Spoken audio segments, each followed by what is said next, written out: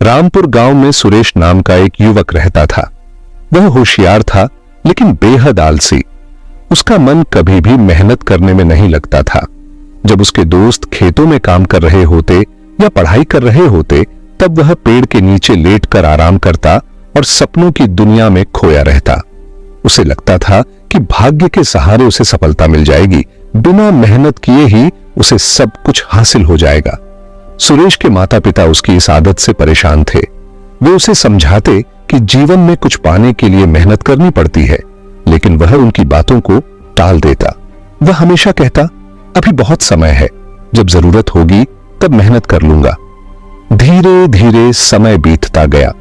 उसके दोस्त पढ़ाई करके अच्छी नौकरियां पाने लगे, कुछ ने अपना व्यवसाय शुरू कर लिया, लेकिन सुरेश वहीं का वहीं रह गया। उसे अब एहसास होने लगा कि उसकी लापरवाही और आलस्य के कारण वह जीवन में पीछे छूट रहा है। एक दिन गांव में एक प्रसिद्ध व्यापारी सेठ गोकुलदास आए।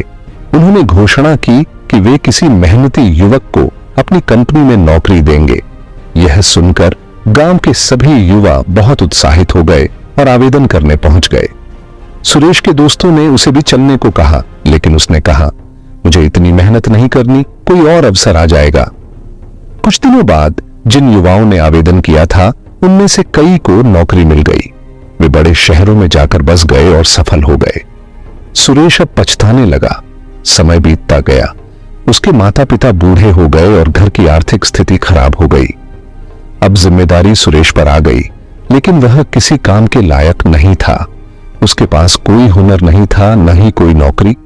उसके दोस्त जो पहले उसके साथ खेलते थे अब सफल हो चुके थे।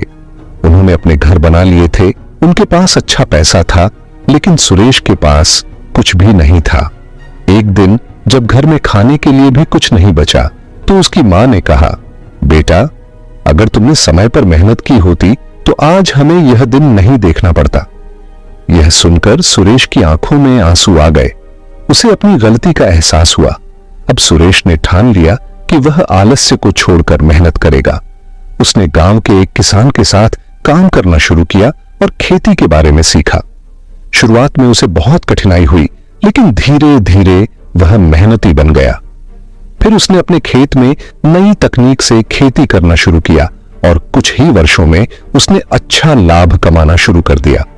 अब वही लोग जो उसे आलसी समझते थे उसकी तारीफ करने लगे।